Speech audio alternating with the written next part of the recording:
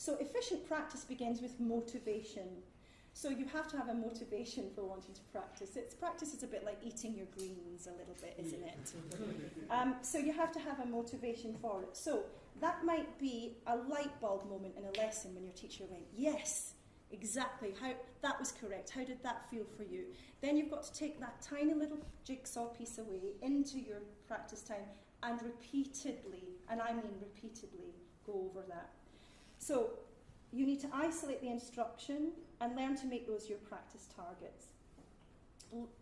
Listen to other singers. Another way to be motivated might be to listen to other singers that you revere, listen to recordings. Analyse it, think, how is she doing that?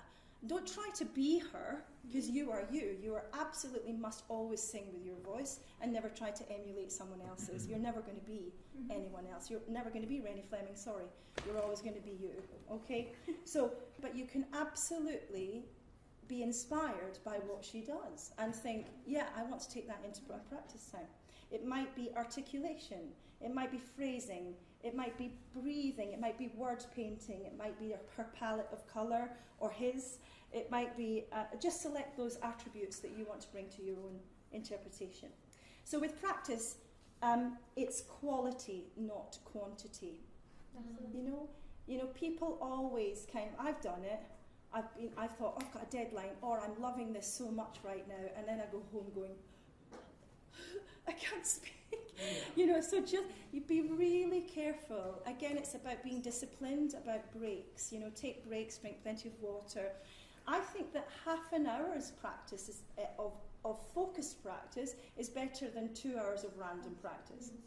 But a professional rehearsal a day would basically be 6 hours. Okay, so we are really, as highly skilled professionals, we should be able to vocalise for 6 hours a day. But I'm not suggesting that you're singing all of that time, okay? That's crucial. You're not using your voice all of that time.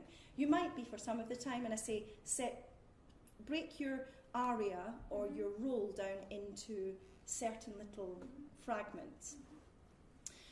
With the short-term targets, I mean things like, this coloratura is a bit fuzzy. It's a bit fudgy. It's a bit messy. Yeah. I need to clean that up. That's a short-term target. How I'm approaching that top C, that's a short-term target. Yeah.